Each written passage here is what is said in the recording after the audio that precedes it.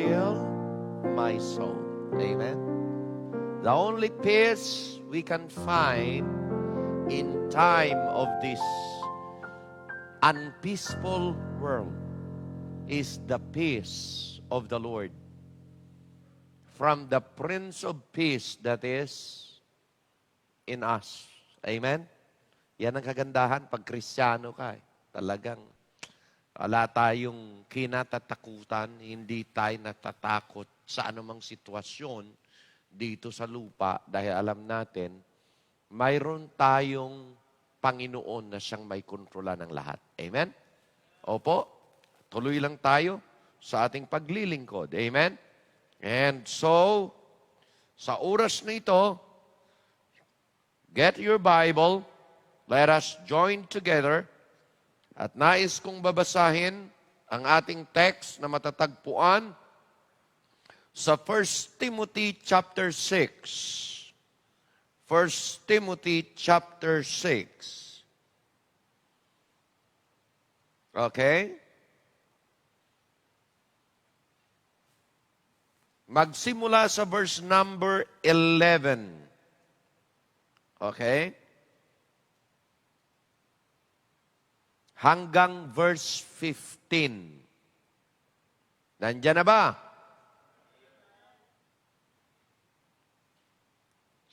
Basahin ko po, follow me. But thou, O man of God, address ito sa pastor. Amen?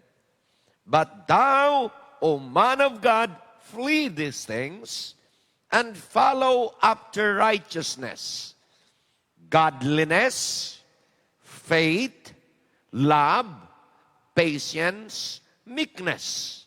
Fight the good fight of faith.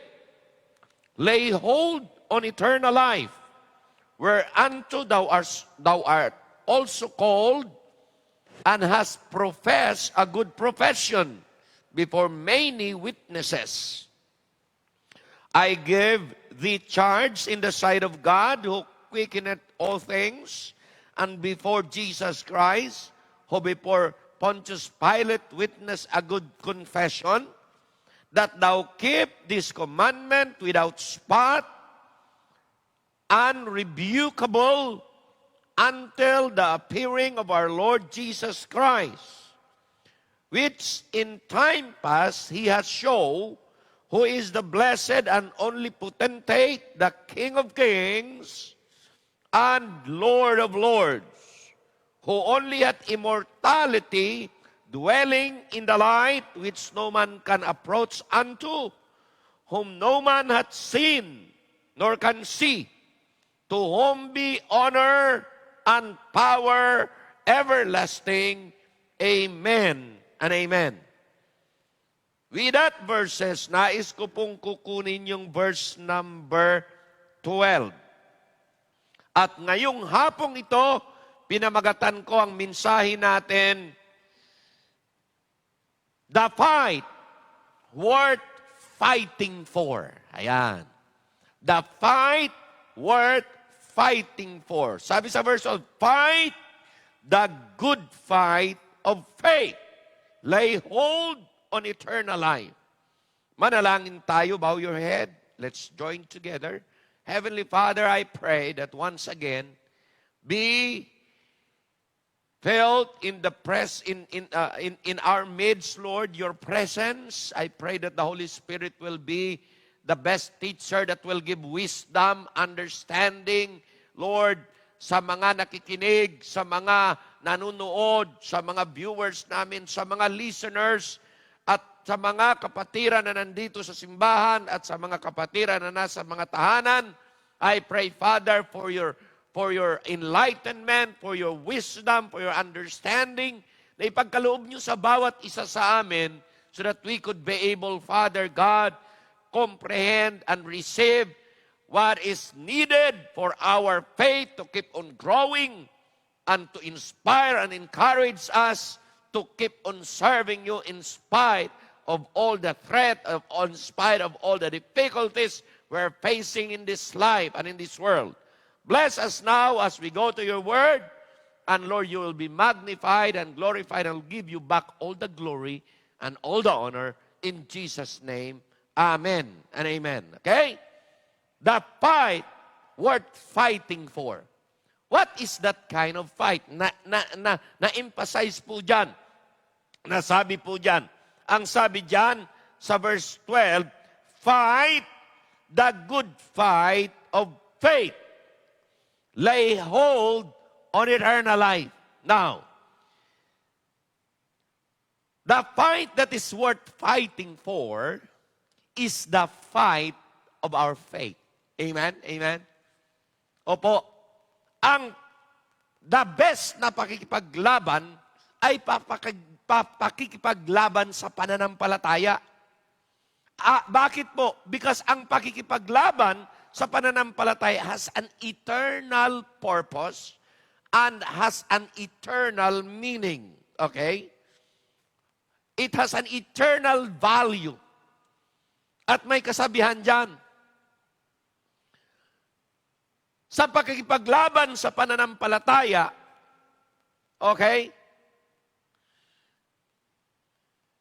Sabi niyan, you will get tired of knocking me down.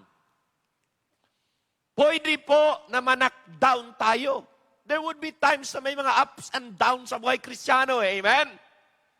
There would be times that you will be tested and maybe we will be knocked down, but not knocked out. Because po, sa pananampalataya kay Kristo, there is no knocking out. Bakit? Nandiyan ang Panginoon tumutulong eh. Amen? Totoo po na mayroong marami experience na yan ng maraming mga Kristiyano, mayroong nanghihina sa pananampalataya. Tama? Mayroong nadi-discourage. Yes, tama. Pero mga kapatid, sa pananampalataya, itong pakikipaglaban that is worth fighting for. At ako, sasabihin ko, na ano? Sige. Ay, wala pala na dyan. Okay. Sige. Tirahin mo ako ng tirahin. Knockdown mo akong knockdown. Pero you will get tired of knocking me down. Bakit po? Some way, somehow, I will always stand up and keep on fighting up to the last breath. Amen? Bakit po? Because yan ang pananampalataya, okay, sa buhay Kristiyano. Now, in our Christian life, we had experienced a lot of fighting and battle. Dami po yan. In our lifetime. In fact, sabi niya, Christian life itself is a battle between good and evil. Hello? Nung kayo nag-surrender at nagdesisyon na kayo ay maglingkod sa Panginoon, maligtas, laban na po yan. Ang kalaban natin yan, demonyo. Ang kalaban natin yan, evil forces. It is the fight of heaven and hell. Jesus and Satan. Evil forces against God's forces. Now, of course, alam na natin kung sinong nananalo. Amen? Amen? Who is on the Lord's side? But why po? Because we are in the Lord's side, who is a winning side. Amen? Amen? So, sabi ni Apostle Paul, Philippians 4, verse number 13. Ano sabi niya? Ano sabi sa Philippians 4:13? Di nyo mapakita? Problema? Okay, di bali na? Basahin natin. Philippians chapter 4, verse 13. Okay, anong sabi niya? Anong sabi? I can do all things through Christ who strengtheneth me. Okay, bakit po? Kaya natin kayang makipaglaban at kaya nating tuloy-tuloy, maglilingkod at patuloy. Because po, ang kalakasan na siyang nagsusustain sa atin ay hindi tayo, kundi ang Panginoon na siyang nagpapalakas sa atin. Amen? Ang ating Panginoon, which is our leader, has all the capacity, has all the power to overcome. Pati nga kamatayan na overcome eh. Amen? Pati nga ang impyerno na overcome. Now, sulat nyo ito. Kung kayo sulat, wala pa dyan eh. Ito po. Write it down if you want to write it down. Pero maganda po ito. A winner will keep on fighting. Are you with me? Ulitin ko. Kung tayo hindi talunan, kung tayo hindi matatalo, if we are a winner, sabi niya, a winner will keep on fighting. A winner will never, never, never quit. Amen? A loser will never win. Hello? A loser will never fight.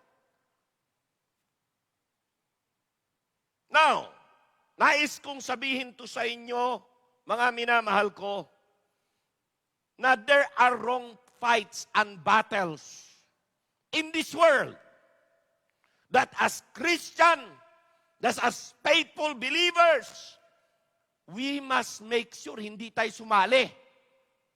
Why? Kasi yun ay mga wrong fights ng mundo. Hello? At yan po ay nais kong dadalhin sa inyo ngayong hapon na ito. There are wrong fights that we must not get involved because as believers, we are Christ's follower. We are following and we are living a life that is, ang purpose is for the cause of Christ. Hindi for other causes. Amen? Amen? There are some earthly causes that is not worth fighting for. Bakit po? Kasi pang temporaryo lang, panlupa lang, pangmundo lang. At kinakailangan umiwas tayo dyan. Ano yon? Katulad ng, for example, political issues or political leaders or politics. Hindi tayo kasali dyan. Of course, nagbubuto tayo. Of course, we can do comments. Pero hindi natin ilalagay, i-invest ang buhay natin dyan. Amen? Hindi natin i-invest ang ating, ano ba, halimbawa, ikay nakikipaglaban, if that is really a worthy fight, anong ibibigay mo?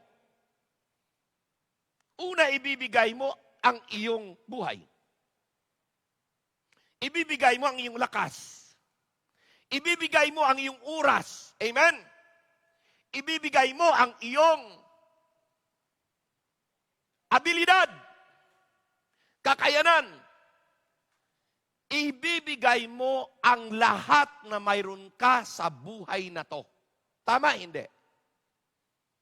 Now, if that kind of cause is a worldly cause and it is only earthly cause, is it really worth? Hello? Is it really worth fighting for? Hindi, mga kapatid eh. Isa yan, politics. It is only earthly. But that is not for eternity. Hello? Amen, amen. Ano pa? Ano pa?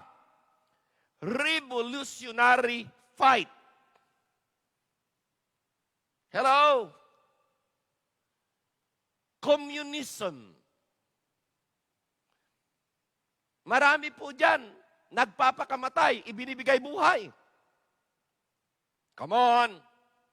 Kaya kayo mga nasa college, mamaya ang mapasukan yung school ay infested ng mga politician, hindi lang mga politician, mga leftist.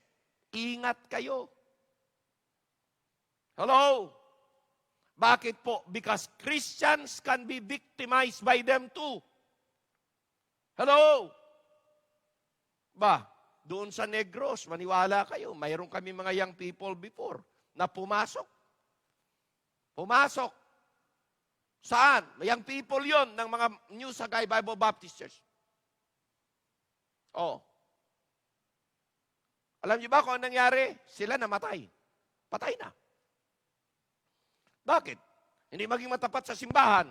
Sumama doon sa na-recruit ng mga taong labas sa bukid, sa bundok.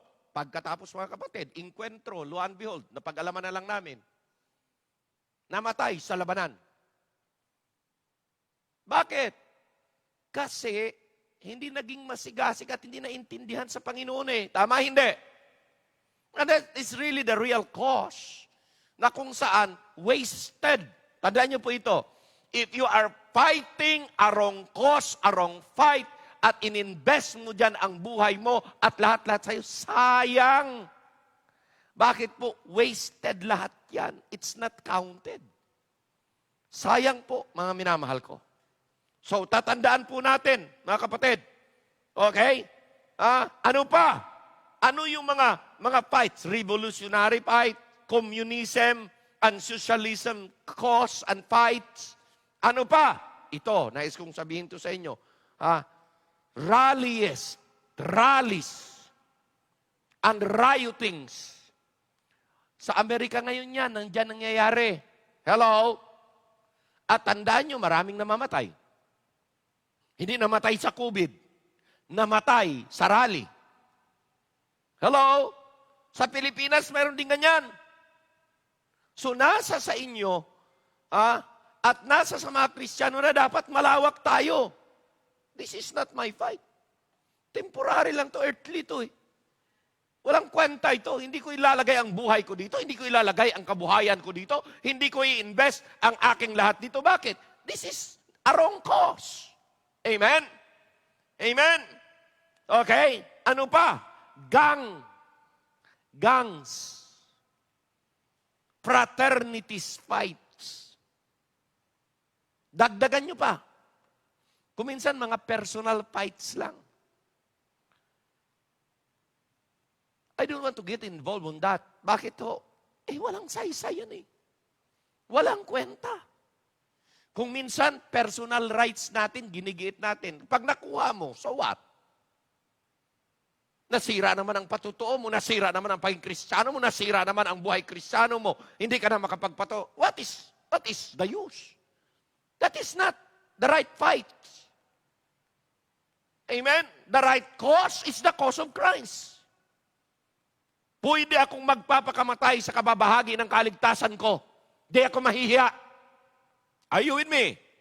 Hindi ako mahihiya na isi-share ang pangangaral ng salita ng Diyos. Hindi ako mahihiya at matatakot na maglingkod sa Panginoon kahit na pagtawanan ako ng madla, pagtawanan ako ng mundo, dahil ang mundo ay hindi makaintindi talaga pag ikaw ay maglilingkod sa Diyos. In fact, sabi nila, foolish ka pag ikay mag-surrender ng buhay mo at magamit ka sa Diyos at ikaw ay maglingkod ng lubusan at hindi ka yayaman dyan. So what? Bakit ba ang paglilingkod sa Diyos ay para yumaman? Para material gain? I don't think so. Amen? Pero tandaan niyo mga minamahal ko, ang tamang laban ay laban ni Kristo. Dahil iyon ay magpawalang hanggang laban. Amen? At doon ko po i-invest ang buhay na to. Doon ko i-invest ang aking lahat-lahat. Why? Because that is lasting fight.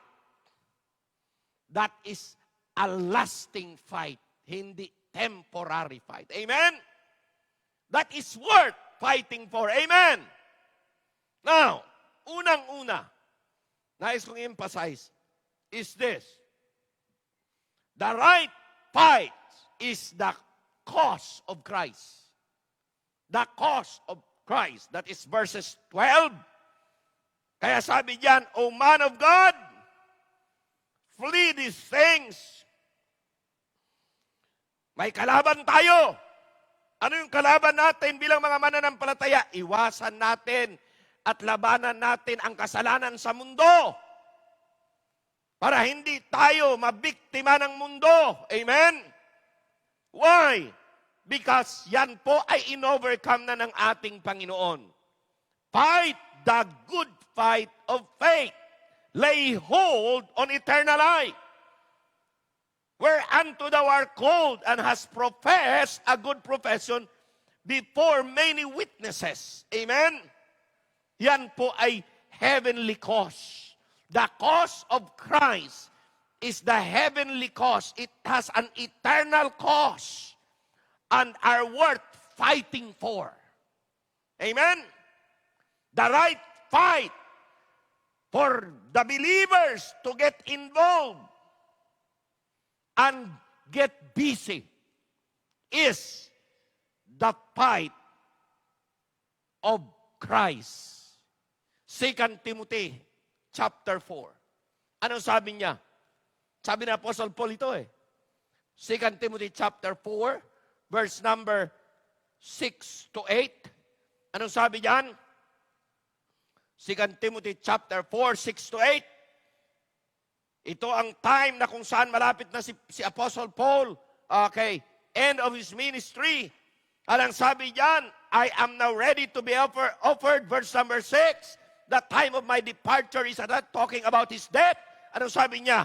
Sa verse number 7, I have fought a good fight. I have finished my course. I have kept the faith. Amen? Yan po. Kaya sabi, henceforth, it's worth it. There is laid up for me the crown of righteousness, which the Lord, the righteous judge, shall give me at that day, and not to me only, but unto all them that love His appearing. Amen? Kaya dito mga kapatid ko sa pananampalataya, ito po ang ating pagtuunan ng oras, pagtuunan ng pansin, na tayo po ay makikipaglaban ng tamang pakikipaglaban at doon tayo involved sa cause, sa fight ni Christ para po maraming tao ang makilala sa Panginoon, maraming tao ang maligtas, maraming tao ang mabigyan ng pagbabago sa buhay. Amen? At yan po ay kinakailangan nating ipaglaban at dyan tayo magtuon ng ating oras at panahon. Amen? Amen? Ito yung fight that Apostle Paul was so busy about in his life. In his lifetime. Ano sabi niya? For to me, to live is what? Christ. And when I die, gain ako. Hindi lugi. Bakit po? Kasi yun ang tamang pakikipaglaban Ano ba? A fight that all the apostles give their life for. Alam ba ninyo ng mga apostoles, sila lahat na naglingkod sa Panginoon, lahat sila nangamatay? Pinatay po sila. So they're willing to lay down their life for the cause of Christ. At yan ho ay kinakailangang ating ding maintindihan sa panahon natin ngayon. Amen ba, mga kapatid? Amen? A fight every good Christian soldier must fight for. Tingnan natin. 2 Timothy chapter 2. 2 Timothy chapter 2. Verse number 1 to 5. Ano sabi niya? My son, thou therefore my son, sabi niya, be strong in the grace that is in Christ Jesus. And the things which thou hast heard of me, among many witnesses, the same commit thou to faithful men, who shall be able to teach others also. Arang sabi niya dyan, thou therefore endure hardness as what? As a good soldier of Jesus Christ. Amen? Oh, verse number 3 yan. Verse number 4. Pakibasa. Verse number 4. Ready? Go.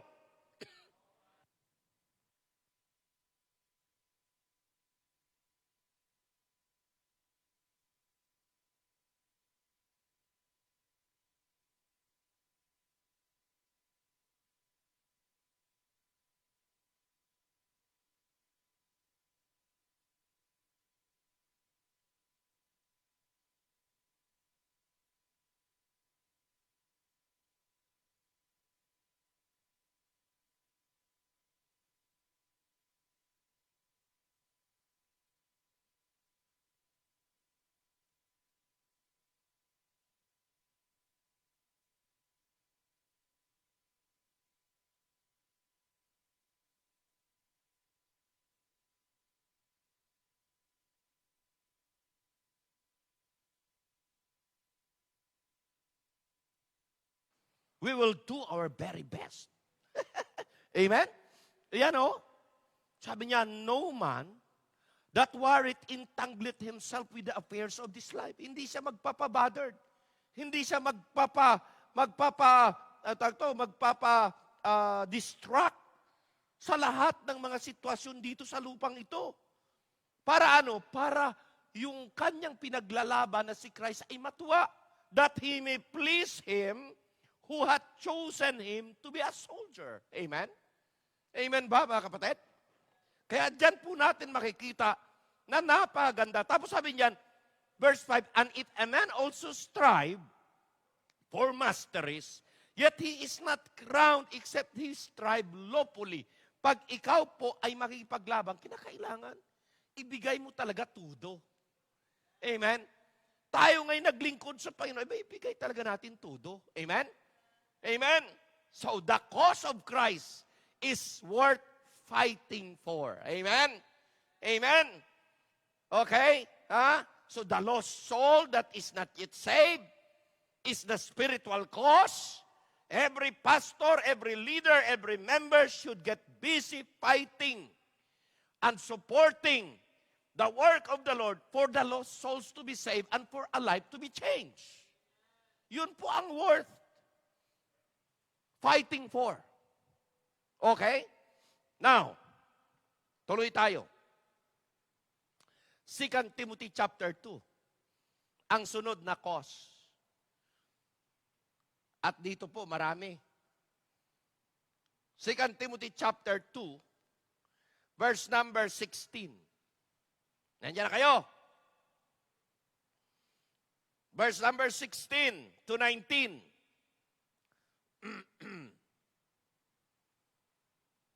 Sabi diyan, but shun profane and vain babblings, for they will increase unto more, what? Ungodliness. And their words will eat as that a canker, of whom is Hymenaeus and Philetus, who concerning the truth have erred, saying that the resurrection is already, past already, and overthrown the faith of some. Okay? 19. Nevertheless, the foundation of God standeth sure, having this zeal, the Lord knoweth them that are His, and let everyone that nameth the name of Christ depart from iniquity. Okay? Verse 23. But foolish and unlearned question avoid, knowing that they do gender strifes, and the servant of the Lord must not strive, but be gentle unto all men, up to teach patience, in meekness, instructing those that oppose themselves. If God peradventure will give them repentance to the acknowledging of the truth. Okay? Now, verse number 26, and that they may recover themselves out of the snare of the devil, who are taken captive by him at his will. Ang sunod po is the cause of the pastor. Una, the cause of Christ. Pangalawa, the cause of the pastors. Another po ito, this is not worthy of fighting for. There are some earthly cause that is not worthy fighting for, and every spiritual leader are warned against these fruitless discussions. Ano mga yon? Doctrinal issues. Doctrinal issues. Marami ito sa Facebook. Mga pastor na kung saan tagisan ng talino, may kanya-kanyang paninindigan at paniniwala according to enlightenment, pagkatapos alang tigil. Hello? Issues of the Baptist na mula pa noon, hindi nagkakasundo-sundo. That is not worth it. Marami pong issues dyan. Marami. Napakarami. Issues about pre-trib, issues about post-trib. amillennialism, premillennialism, ang dami. Predestination, whosoever, mula pa nung una po yan. Oo. So, ano nangyayari? Yung teaching about, basta't ikaw mag-believe, saved ka na. Wala nang, iba, believe only, wala nang confession, wala nang repentance, basta't mag-believe ka lang, saved ka na. Ganon. Ang dami. Tapos, kapwa Baptist, away-away. Kapwa Baptist, di nagkakasundo. Alam nyo, ito po ay kinakailangan iwasan natin. Amen? Alam nyo, dati ako dyan, involved din ako eh. Opo. Kung nakikita ko, marami ka lang makakaraway. Nakapwa mo Baptist pa. May isang discussion dyan na kung saan na akala nung tao, akala ng pastor, ako. In-address ako. Pala si Samuel, kasi Cyril Samuel. Ako. Sinabihan ko yung pastor, alam pastor, wag niyo na akong sasali dyan. Alam ko yung stand ko. Alam yung panindigan ko, pero ayaw ko na dyan. Bakit ho? Basta wag niyo na akong sali. Magulo eh. Tingnan niyo po ang advice ng Bible, ha? Advice ng Bible to, tingnan niyo. Ha? Okay? Personal issues that leads to personal attack of character and credibility of spiritual leader. Ganun mo yan. Okay?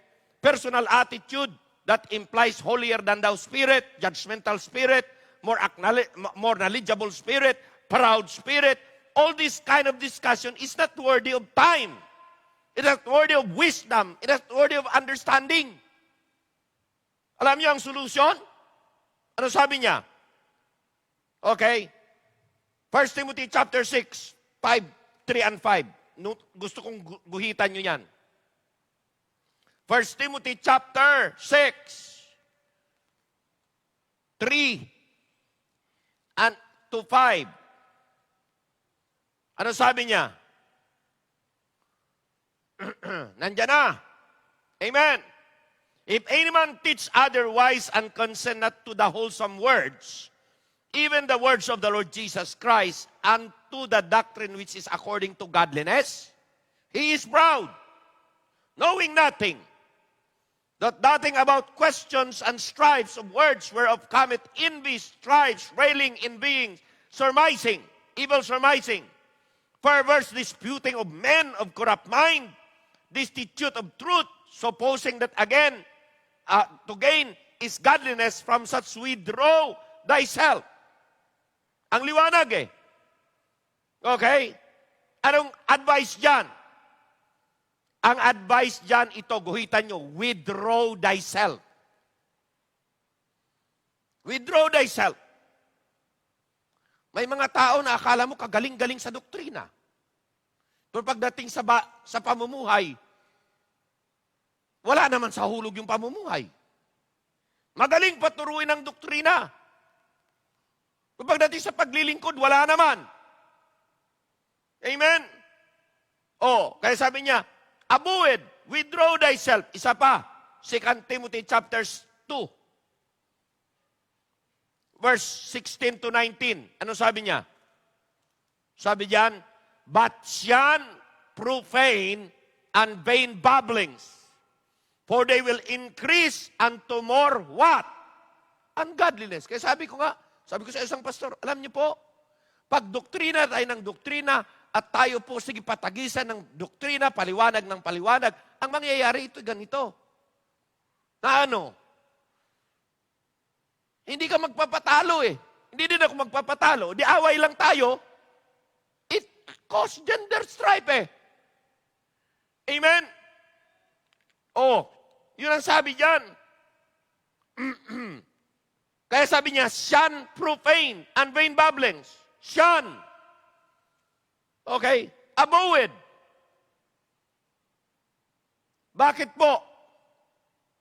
Because ito ay hindi nakakatulong, hindi magbibigay sa iyo ng spirituality. Magbibigay ito ng, ungodliness. Magbibigay ng carnality talaga.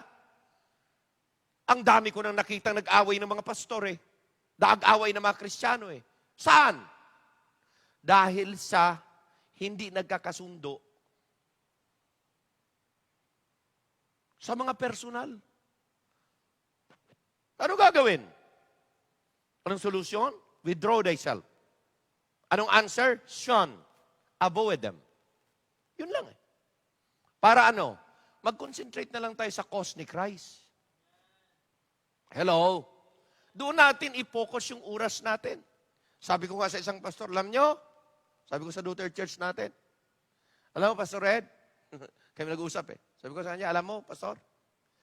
Cause lang yan ng lockdown. Wala kasi nagagawa ang pastor. Kaya post ng anong mga paniniwala niya. Tapos upusin naman ng iba. Sige, haba ng haba. Kaya wag na tayong sumali dyan. Get out from there. Bakit ho? Dahil pag sumali ka dyan, pag sumagot ka dyan, lalong hahaba ng hahaba. Tama? Ano na lang, i-focus na lang natin saan? Mag-pray tayo. Mag-prayer na lang tayo. Ay, may COVID pa. Hello? Doon tayo mag-focus. Ayaw kong mahawaan sa ganyang pananaw. Bakit ho? Nag-divide na yung mga kabaptisan dahil dyan eh. Hindi pa rin natatapos hanggang ngayon. At tandaan nyo ito, hanggang sa pagdating ng Panginoon, hindi pa rin matatapos yan. Bakit po? Lahat tayo, limitado. Lahat tayo, hindi pari-pariho ang pananaw at pag-isip. Amen? Kaya ang gagawin natin ay pag na-perfect na, pag umabot na tayo doon sa incorruptible body, maunawaan na natin, okay na. Pero mas gusto kong pagtuunan ng pansin ang mga trabaho ko at paglilingkod ko sa Diyos kaysa sa dyan na magiging sasama lang loob ko tapos kakarnal lang ako. Amen? Amen? Bakit po? Ang kagalingan sa pag-aaral ng salita ng Diyos sa doktrina, hindi magbibigay sa iyo ng espiritualidad. Basahin nga natin. Tingnan nyo ha. Hebrews chapter 5. Verse number 11 ba? Mag-umpisa? Ay, wala na. Wala pala dyan. Okay. Tingnan natin. Tingnan nyo. 5. Hebrews chapter 5. Buklat your Bible. Amen? Okay. Napapanood ba yan ng mga kwan? Sa ating live? Andyan? Okay, very good. Tingnan nyo. Verse number 12. Verse number 12. Ano sabi? For when for that time ye ought to be teachers, ye have need that one teach you again, which be the first principles of the oracles of God, and become as such as have need of milk and not of strong meat. For everyone that useth milk is unskillful in the word of righteousness, for he is a babe. But strong meat belongeth unto them that are of full age, even whom by reason of use have their senses exercised to discern both good and evil. Ano sabi ng writer? Sabi niya, pambihira, ang tagal ng panahon, tinuturuan ko kayo Nung una, bata pa lang kayo, I have fed you with milk and not with meat, dahil hindi nyo pa kaya. Pero ngayon, grown up na kayo, ang tagal nyo ng mga mananampalataya. Hello? Pero ye are not yet able to handle and take strong meat. Why? Kasi nagiging baby kayo. Hindi kayo nag-grow up. Hebrews chapter 5, verse number 12 to 14. Tingnan nyo, verse 16. Tandaan nyo matuto ka man dyan. Verses 12 to 14. Okay, gumaling ka na. Natuto ka na sa doktrina. You take strong meat. Okay? Ano sabi niya? Verse number 1, chapter 6. Therefore, after that, therefore, sabi niya, leaving the principles of the doctrine of Christ, what? Let us go on unto perfection. Doon pa lang Hebrews chapter 6, verse number 1. Living the principles of the doctrine of Christ, let us go on unto perfection, not laying again the foundation of repentance from dead works and of faith toward God. Anong sinasabi niya? Sinasabi niya ito. Ngayon, alam niyo na ang mga doktrina, iwanan niyo na yung doctrine of Christ. Lumago na kayo sa pananampalataya. Tama, hindi?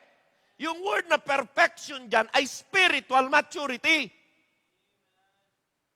Maraming mga pastor na niwala, pag nag-aaral ka ng doktrina, spiritual ka daw. Hindi.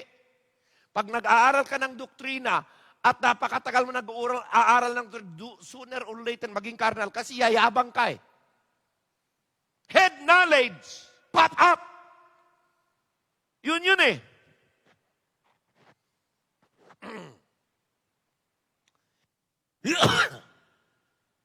Ano ba yan?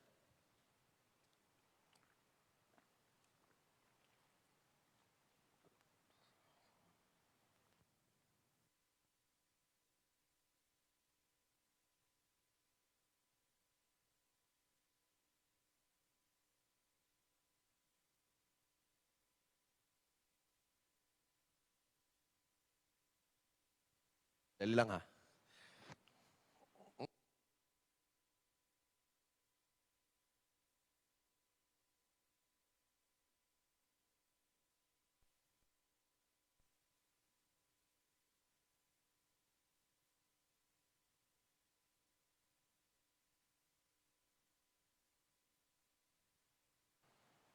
Pag suminga, walang COVID yan. Okay? Now, tuloy tayo. Pambihira naman ito. Okay. Tingnan niyo po ito. Spiritual maturity display good relationship. Pag may karnalidad dyan, ang relasyon papangit eh. Imagine mo, away kayo, kapwa pastor, kapwa mananampalataya, magdidiskusyon kayo. In such a way, sabi nila, palitan daw lang. Sa umpisa, palitan lang po ng knowledge. Later po, nagpipersonalan na eh. Paano ba yan? Nagkarnal o naging spiritual, naging karnal? Di ba? Kaya sabi niya, hey, living the principles of the doctrine of Christ. Ano ibig sabihin? Hindi masamang mag-aral ng doctrines. Because ang doctrines, pangpalakas ng kanyan. Pangpatibay ng panindigan yan. At saka pangpalakas ng backbone yan. Para may conviction tayo. Amen? Pero alam nyo, pag puro doktrina na lang at nakalimutan mo, na puro ka na lang galing ng galing ng galing ng galing, pagkatapos ang relasyon mo sa kapwa mo nasisira, abay, nagiging carnal ka. Hello? Kaya ang sabi ganito, iwanan mo na yan. Ano yung doctrine of Christ? Simple po yan. Ang doctrine of Christ ay magsimula yan po sa kaligtasan. The doctrine of soteriology at mag-i-end yan sa eschatology. Ano yung eschatology? The doctrine of the second coming. Pag iyan po ay inalam mo yan, the doctrine of God, the doctrine of the Bible, the doctrine, lahat. Lahat po yan ha? Lahat. Dami-dami po yan. Mamaster mo man lahat yan, hindi ka pa dyan mag-spiritual. Hello? Kaya sabi niya, iwanan yung doctrine na yan. Tapos ano? Grow up. Go unto perfection. How? Kaya doon ko sinasabi, ang doctrinal learning, foundational truth, is only for the preparatory at saka elementary. Di ba sa totoo yan, sa pag-aaral, di ba, kailangan alam niya yung numbers, alphabet, spellings, lahat yan. Foundational truth ang tawag. Amen? Saan pinapag-aralan yan? Pinapag-aralan yan pag siya ay preparatory, elementary. Masterin yan, masterin. Amen? Kasi foundational yan. Alam ba ninyo na ang doktrina ay ganun din? Saan tayo mag-umpisa? Sa doctrine of Christ. Salvation, yan ang tinuturo natin una sa tao. Tama, hindi? Salvation, eternal security, justification. Tama, hindi? Oh. Lahat ho yan ay foundational truth. Kung gusto mong tumaas ang level mo, iwanan mo yan. Kung master mo na yung doktrina, anong gagawin? Pumasok ka saan? secondary level, mataas na pag-aaral, mataas na paaralan, pang high school na. Hello? Ibig mo sabihin, pastor, lahat ng doktrina yan? Opo, kahit na magpakadoktor-doktor ka pa sa doktrina. Hanggang foundational truth ka lang. Are you with me? Ang sunod yan ay ano? Mataas na paaralan. Level up. Ano ang i-level up? Anong pinapag-aralan sa tinatawag na secondary level o mataas na paaralan? Tandaan niyo po ito, relasyon. At dyan, bagsak ang mga nag-aaral at magaling sa Bible. Hello? Hindi nakakaalpas sa relasyon. Come on! Bakit po?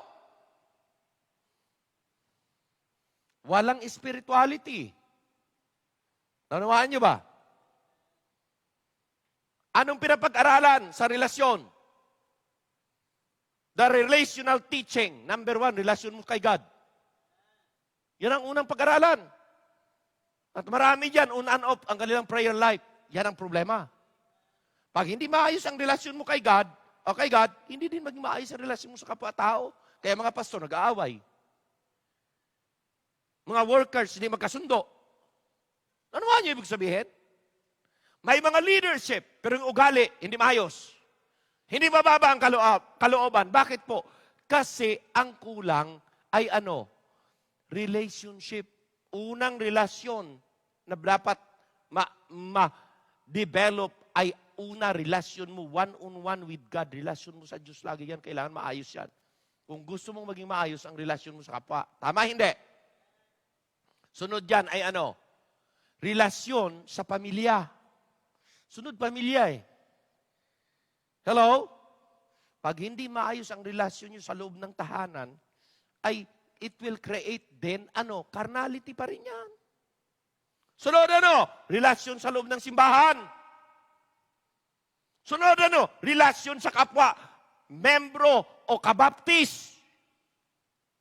Like faith, pastor. At ano pa? Relasyon sa mundo. Pag hindi nyo maayos ang relasyon nyo sa kapwa nyo, nagpapakiwatig kayo na meron kayo. Ako talaga, yung tao yan, hindi ko makasundo. Talagang iba siya, talagang iba ako. Talagang naman iba talaga. Hindi naman talaga pareho eh. So, kung sasabihin mo, hindi ko talaga makasundo, yung ugali niyan ganito, yung ugali niyan ganyan. Alam nyo, kakarnalan din yan eh. Bakit? Naunawaan nyo yung tinuro ko dito na alam nyo, matuto mo lang tanggapin ang isang tao pag hindi mo igiit ang gusto mo. Unawain mo na lang. And there would be times na kahit na ikaw ang tama, magsasabi kang sorry. Bakit po? Kababaan ng kalooban yun eh. Pero pag lagi mong gigiit ang rights mo, nagpapahiwatig ka na, lagi kang, cause na lang ni Christ, hindi na yung cause natin. Amen? Ma-misjudgment tayo, ma-put down man tayo ng iba, so what? I am not afraid na apakan ako ng iba. As long as kasama ko ang Diyos, hindi ako mapuput down. Why? Because itataas ka lagi ng Diyos. Hindi naman ikaw magtataas sa sarili mo eh.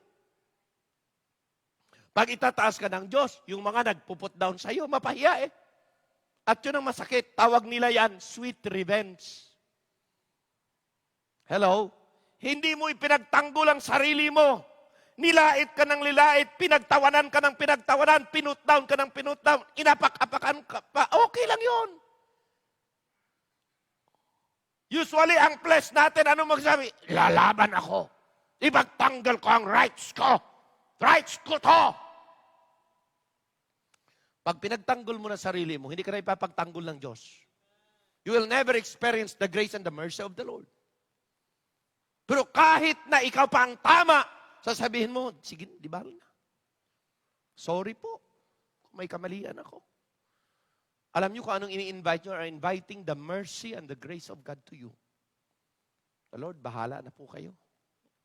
They may not understand me. They may not understand me right now, but darating ang oras maintindihan din nila. So ano ngayon ang makikita sa iyo? Kababa ng kalooban. At wala ko pang nakita po na taong mababa ang kalooban na talo sa diskusyon at sa labanan. Wala pa. Bakit po? Kasi ang taong nagpapakumbaba, itataas lagi yan. Sino magtataas sa kanya? Siya? No. Itataas sa lagi ng Lord. Amen? Amen? Of course, hindi natin pinaapakan kung ano ang tama, tama. Kung anong mali, mali. Amen? Ha? Pero alam niyo, there would be sometimes na kailangan ang damdamin natin, i-adjust natin. Tayo mismo mag-adjust, hindi ang tao. Ang iba. Para ano? Para makita na maayos pa rin ang isang bagay. Amen ba? Personal fight is nothing eh. Nanawaan niyo ba? Ibig sabihin? Ha? The cause of Christ is the most important. Hindi yung personal cause natin. Amen? Now, tingnan ninyo po. Tingnan ninyo last. Ang last ay ito. The cause of this impending evil that is happening in the world. Nais ko pong ipakita ito sa inyo dahil this is reality, mga kapatid. Now, may cause yung mga pastor. Hindi yan worth fighting for. Cause ng world. Hindi yan worth fighting for. Ano pa? The cause of this impending evil times. Yan po ang kinakailangan nating tingnan. Hebrews, 2 Timothy chapter 3. 2 Timothy chapter 3. Tingnan niyo. Verse number 1 to 12. Ano sabi niya? This know also that in the last days, perilous times are come. We are now living in this perilous time. Bakit po? We are now living in this evil time. Men shall be lovers of their own selves, covetous, boasters, proud, blasphemers, disobedient to parents, unthankful, unholy. Yan po ang status natin sa mundo. Without natural affection, truce breakers, false accusers, incontinent, fierce, despisers of those that are good. Pag tama ang ginagawa mo, pagtatawanan ka, pero pag masama ang ginagawa, pag tama ang ginagawa mo, ikaw ay tutuyain. Pero pag pag mali ang ginagawa, parang pinapraise ka pa ng tao. Sige, sige, sige. Hello. Napanood ko yung nabuksan yung isang store. Tapos, sabi ng tao, dito, marami, pasok. Bambira yung mga looters pumasok. Nakaw. Mayroon pang nagpapapicture. Very good nagpapapicture pa. Hindi ba nahiya?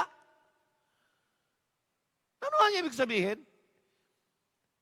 Hindi ka matuwa dapat sa gumagawa ng masama. At you never encourage somebody else to do wrong. Pero hindi nakikita eh. Amen ba, mga minamahal ko? We are living in this time. In this time in this season na kung saan, mga kapatid, pasama ng pasama talaga yung mundo. Pasama ng pasama talaga. Therefore, we must be cautious and take heed that this evil time will not be overwhelming us or overthrowing us. Hindi dapat tayo ma-involve sa masama na mga ginagawa ng maraming tao. Bakit po? We are Christ followers. We are Christians. Sabi ko nga sulat dito, Christianity is not a name. True Christianity is a life. It is a day-to-day life. It is my life. It is your life. If you're saved, that is true Christianity. Sinasabi mong Kristiyano ka, followers ka ni Christ, pero ang iyong manner of life is evil, doing wrong. Paano? Will they believe you? No, they will not. Kaya importante, mga kapatid, na ang Christ-like life ay magmamanifest sa atin. Nasa bahay man tayo, nasa trabaho man tayo, nasa playground man tayo, kahit saan tayo kinakailangan. Nagmamanifest yan. Because that is true Christianity. It's a life, not a name. Amen? We are living in a critical condition of our time. At the only way to overcome it is by the help of God and by the power of God, by the protection of God. Amen? The only way to overcome is through the power and to the mighty hand of God. Sabi doon sa Ephesians chapter 6, verse number 10, sabi, finally, my brethren, be strong in the Lord and in the power of His might. Tama? Amen? Bakit po? Ma-overcome natin ang lahat ng evil things in this world with the help of God. Kasi hindi natin magagawa sa sarili lang natin. Amen ba, mga kapatid? We are living in a critical condition. We need to focus so much on those important things, the values of heavenly. Focus tayo, hindi po dito sa earthly. What value most of all sa atin? Kaya sabi niya, set your affection on things above, not on things on this earth. Why? Because pagtuunan natin yung mga temporaryong bagay, hindi mga eternal na bagay, ang mangyayari mga kapatid, we will be wasting our time so much of those unimportant things. That is not the cause of Christ and it is a wasted investment in life. Amen? Sabi niya, you need to what? Focus on the right fight. At sabi ko nga sa inyo, hindi ako mga pagod sa pakikipaglaban ng tamang pakikipaglaban kasi ang pinaglalaban ko ay ang fight ng Panginoon. You will be tired knocking me down. But I will not be stopped serving my God. Amen? Christians should not be stopped serving the Lord. Why? Kasi sabi ni Apostle Paul, I have fought a good fight. I have finished my course. Verse number 8, sabi niya sa 2 Timothy chapter 4, henceforth there is laid up for me the crown of righteousness. You cannot put me down. You cannot stop me in serving the Lord because there was a promise of an eternal reward for those who overcome. Amen? There are rewards await. Ano pa? Nandyan yung protection ni Lord. The Lord promised His protection and preservation. The Lord promised His empowering power and His strength. Okay? And the Lord promised the fellowship, the presence. Sabi ng Panginoon, I am with you always. Hanggang sa huling kahuli-hulihan ng mundo. Amen? Hebrews 13 verse number 5, anong sabi niya? The Lord will never leave us nor forsake us. Amen? Let your conversation be without covetousness, and be content with such things as ye have, for He saith, I will never leave thee, nor forsake thee. Hebrews 13:5.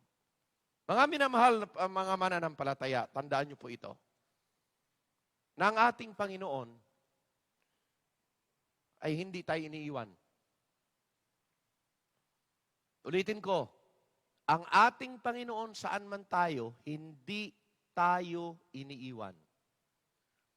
Pwede mong iwanan si God by living not according to His will, pero kailanman hindi ka iniiwanan ng Diyos.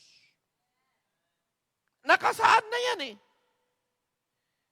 I will never leave thee, nor forsake thee. So ano ngayon sa buhay na to? Secured na ang buhay ko. Secured na ang buhay ng mga believers. Bakit? Nandyan si Lord. Pero depende yan sa inyo. Baka pakiramdam nyo, wala si Lord. Hello? Pakiramdam lang naman. Pwede kang i-fake ng pakiramdam mo, pero ang pangako ng Diyos nandyan eh. It will stand eh. Kaya ngayong oras na ito, huwag niyong kakaligtaan. Fight the good fight of faith. That is the right cause. Ibigay natin lahat. Ang ating oras, ang ating kakayanan, ang ating talento, ang ating abilidad. Bakit po? For the cause of Christ. Alam nyo, hindi lugi. Rather than ma-focus tayo at tayo po ay ma-sidetrack sa mga causes na walang kwenta dito sa lupa. Na siyang nagkukos na maraming kaguluhan. I hope ang mensaheng ito will really set up our mindset. Amen?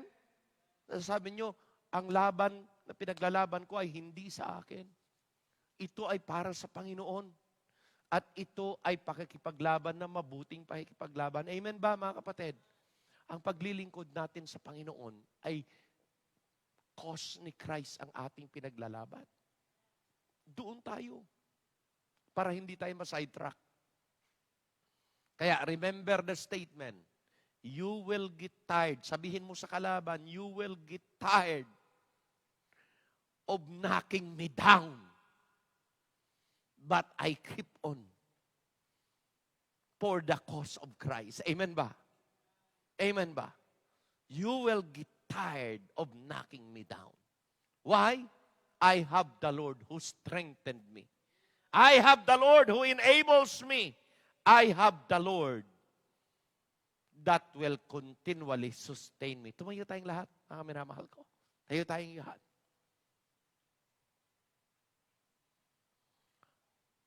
As you bow your head, as we close our eyes, can we say without a shadow of doubt that by the grace and by the mercy of the Lord, we will fight the right cause and we will invest our life in the cause of Christ. Will you do that? Sa oras na to,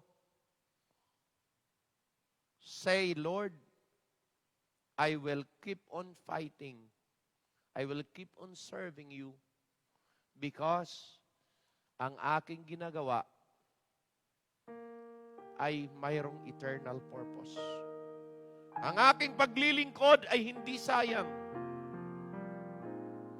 Lahat ng aking sacrifices, lahat ng aking give up, lahat ng aking sinurrender ay hindi walang saysay.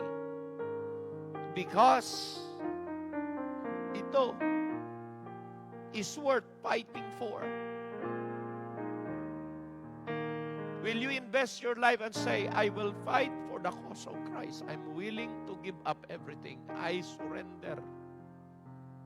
And make sure that my life will be counting. Kasama ako dyan. My life will be a life that is counted for the Lord. If that is your desire ngayong oras na ito, i-open natin yung altar. Halika kayo. And you can say, Lord, give me the strength, enable me. The devil, the enemy, will get tired knocking me down, but I will never stop serving you. Heavenly Father, Lord, sa oras na ito, we'll open the altar, bless the believers. Tulungan niyo po kami that this dedication, this determination will be in our hearts. Hindi kami magkulang. Hindi kami ma-sidetrack. Nawa ang aming titingnan saan ba namin sinispend so much ang aming oras. Baka maya ang oras namin nakain na ng just cause that is temporary. God bless us now. Come on. If the Lord has spoken to your heart, the altar is open, you come. Sige. I'll give you time to pray. Pwede naman nandyan lang kayo sa upuan nyo. Panginoon, I don't have so much. I just have one life. I cannot do so much, Lord, but nandito ang buhay ko. Salamat naman, I can use this life for your cause. Hindi sayang ang paglilingkod ko. Hindi sayang ang kapursigihan ko. Hindi sayang ang mga sacrifices ko. Hindi sayang ang panahon pagpunta sa simbahan. Because ang pinaglalaban, ang pinaglilingkod ko ay cause ng Panginoon. Mga kabataan, don't you ever let the devil sidetrack your purpose in life. Huwag ninyong hayaan. Because the world can offer you so much. At alam nyo, masasayang lang ang buhay mo sa mundo. Marami na hong mga tao na nag-umpisa ng tama, but they end their life that is so useless, but they have so much talent, very promising. Believers that are not in the will of God right now. Alam ba ninyo, masaya sila, they will receive a reward in heaven when Jesus Christ will be coming. And soon, tingnan nyo ang sitwasyon sa mundo. The signs of the times are already manifesting.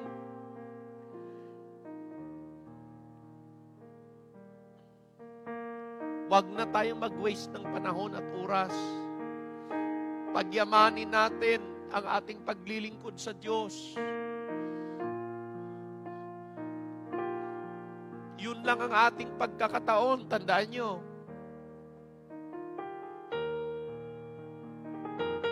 Marami nang nagsasabi, Jesus Christ is coming soon. The rapture will take place anytime.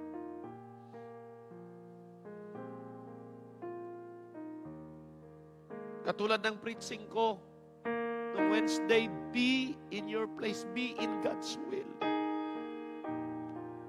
Saan ka man naroon, gamitin mo lahat ang iyong makakayanan. Gamitin nyo yan for God's honor and for God's glory. Anong talent nyo? Bakit ho? You need to be in your place where God wants you to be pag siya'y dumating. Wala ka dapat, hindi ka dapat out of your place. Be faithful. Be dedicated. Ang magagawa ko is just to focus in my life, in my place. So, in-encourage ko kayo. Be effective. Dahil doon ka lang maging epektibo kung saan ka. Kung ano ang pinagkaloob sa iyo ni God. Doon ka lang maging epektibo. Kaya determinahin nyo na sa sarili ninyo na ang katapatan ay inyong may bibigay sa Panginoon. Don't do it because others are looking. Don't do it because of other people. Do it because that is your desire.